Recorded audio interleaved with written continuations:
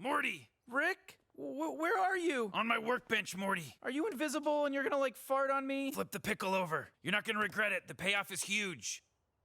I turned myself into a pickle, Morty! I'm Pickle Rick! Yo, what's up everybody? It's your boy Reggie here, back with you for another video. Welcome back, house fam, for another cartoon and anime discussion. And today we're gonna be going into a deep dive of one of the most iconic Rick and Morty episodes there is. That's right, we gonna be talking about Pickle Rick. But before we get into that, just make sure to comment, like, and subscribe if you like this video, and make sure that you tell us what type of cartoons and animes do you guys watch so we can do more content on that. So without any further ado, let's drop the intro.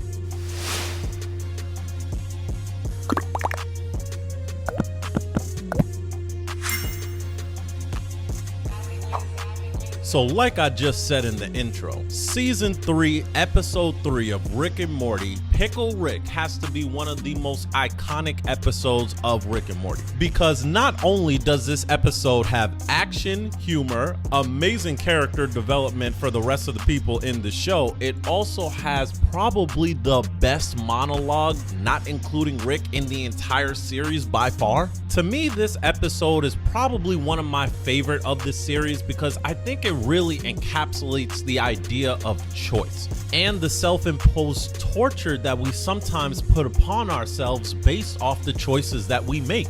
Because oftentimes the idea of choice and free will is not something people often think about, but it's something that they always have to face when they're dealing with the consequences and repercussions of their actions. And the absolute standout character of this entire episode, Dr. Wong, takes Rick, the smartest man on this side of the infinite finite curve, takes him, sits him down, and talks to him like he's a child and essentially turns him into a pickle. But I've talked long enough about why I love this episode, so let's get into it by having a short recap of what happens. So the episode starts off with Beth booking a session for a therapist because Morty peed himself in school and Summer is sniffing paint. Rick had initially promised that he would go to therapy with the rest of the family, and now that it's time to go, they go into the garage and then see this scene right here. What? Why would you do... Look, we're running late. We have to go. Where are you guys going? We have an appointment downtown that was set a week ago and agreed upon by everyone, including you. Oh my God, Beth. Oh, it totally slipped my mind. Jeez, oh man, I'm a pickle. That's right, Rick turned himself into a pickle. And why, do you ask? I'm just trying to figure out why you would do this. Why anyone would do this. The reason anyone would do this, if they could, which they can't, would be because they could, which they can't. So Beth is just tired of it and is not having none of it. So her and the kids decide to go to therapy and then just leaves Rick there on the counter. So my guy Rick is just chilling there on the counter, and you know a whole bunch of nonsense is about to ensue. This boy Rick done got knocked off the counter by a cat, lands in the street, almost dies of dehydration getting baked in the sun. Then he falls into a sewer and has to kill a cockroach with his bare teeth. And if that wasn't disgusting enough, he basically guillotined a rat and then goes through some ghetto rat Iron Man suit up where he takes the ripped off limbs of the rats he was able to kill and then goes full John Wick on a pack of rodents. Oh, is this your friend? Don't worry, he died doing what he loved, being a dumb fucking rat.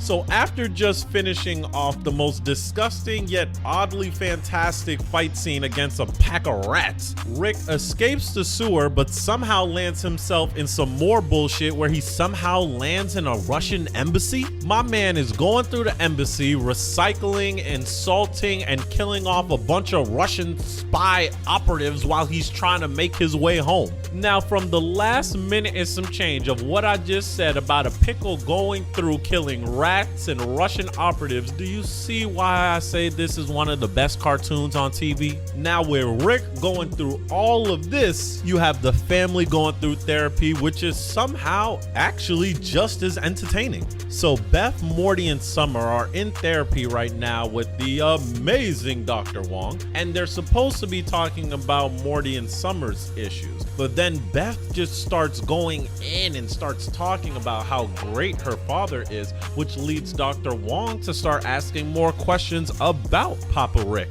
Okay, let's open things up to the whole family, and let me ask this. Why do we think Grandpa turned himself into a pickle?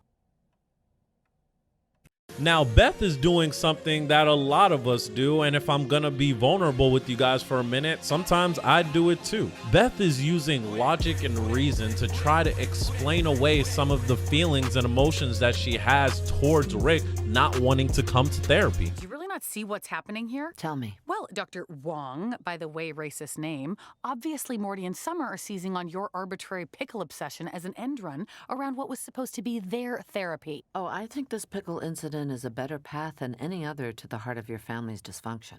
See, Beth and Rick share a very common trait where they use their intelligence to keep their feelings and vulnerabilities at a very unhealthy distance. I think it's possible that you and your father have a very specific dynamic. I don't think it's one that rewards emotion or vulnerability. I think it may punish them. I think it's possible that dynamic eroded your marriage and is infecting your kids with a tendency to misdirect their feelings. There's actually a scene in the episode where Rick kind of talks about this himself.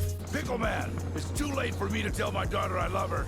Not for you. We don't really buy into that kind of crap. To the extent that love is an expression of familiarity over time, my access to infinite timelines precludes the necessity of attachment. See, because Rick has the ability to go to a near infinite number of universes, Rick doesn't feel like he ever has to face the reality of the choices that he makes. Because if Rick ever feels he made the wrong choice or made a bad decision, he could literally just go to another universe where he made the right decision. So Rick feels like he never really has to deal with the consequences of his choices. In Rick's mind, feelings and attachments don't really mean anything. Because of the limited amount of attachments that he's technically able to make through the multiple universes, he never really feels like he's attached to anyone or anything. But we can see throughout the entire series that that's not true. We can see through other episodes in the series, at the very least, Rick has an attachment to this Morty. Rick himself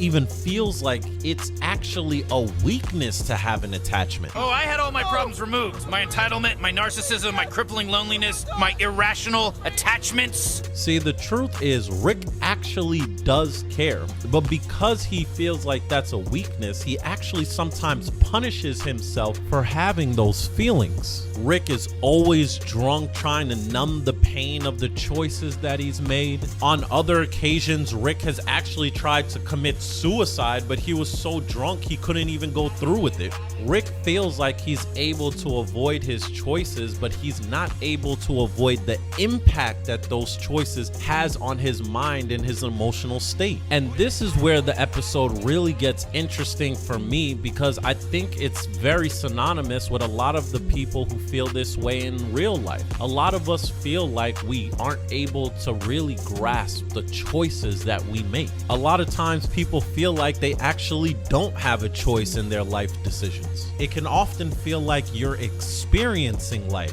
rather than living it. But I often feel like that's a cop-out, because if you're not responsible for the choices that you make, it always provides you an excuse when you're not where you want to be in life. I believe that everything is a choice.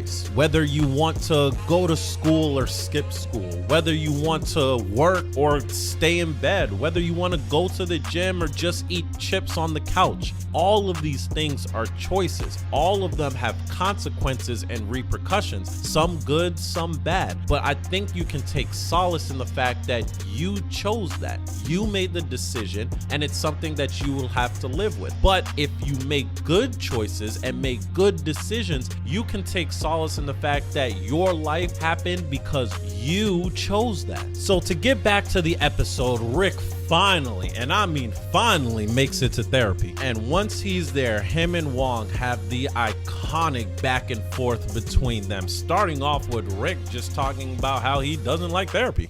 Why didn't you want to come here? Because I don't respect therapy. Because I'm a scientist. Because I invent, transform, create, and destroy for a living. And when I don't like something about the world, I change it. And I don't think going to a rented office in a strip mall to listen to some agent of averageness explain which words mean which feelings has ever helped anyone do anything. I think it's helped a lot of people get comfortable and stop panicking, which is a state of mind we value in the animals we eat, but not something I want for myself. I'm not a cow. I'm a pickle.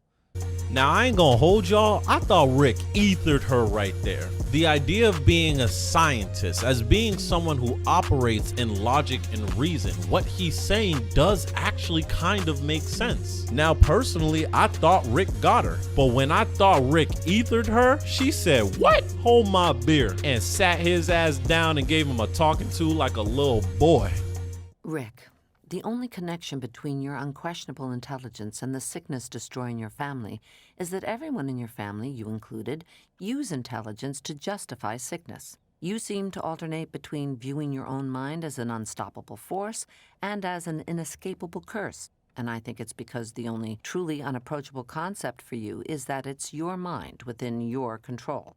You chose to come here, you chose to talk, to belittle my vocation, just as you chose to become a pickle. You are the master of your universe, and yet you are dripping with rat blood and feces, your enormous mind literally vegetating by your own hand. I have no doubt that you would be bored senseless by therapy, the same way I'm bored when I brush my teeth and wipe my ass. Because the thing about repairing, maintaining, and cleaning is, it's not an adventure. There's no way to do it so wrong you might die. It's just work. And the bottom line is, some people are okay going to work, and some people would rather die. Each of us gets to choose. Damn, that lady just dropped the bomb. But I thought what she said was really insightful and really encapsulates my ideas of free will and choice. We all have the ability to choose. We're the masters of our universe, and we're able to dictate how we want our lives to go. Now, I say that fully understanding that some people can come from good circumstances and others can come from bad circumstances, but I don't think it's the beginning of your story that's the most important. It's the end. I know, for example, me and Jay work hard, make certain choices and certain sacrifices because we want to achieve certain goals. And fuck everybody else, I want y'all. I want the house fam to make choices to achieve their goals too. And just like Dr. Wong said, we are the masters of our universe and we all get the ability to choose. But I've talked long enough about this episode, and clearly you guys can see why I love it so much. So let me know below if you guys like this episode, and let me know what other Rick and Morty episodes you guys like too. Comment below and let us know so we can do some more analyses on episodes that you guys like. But with that, I got nothing left for this video. So, peace.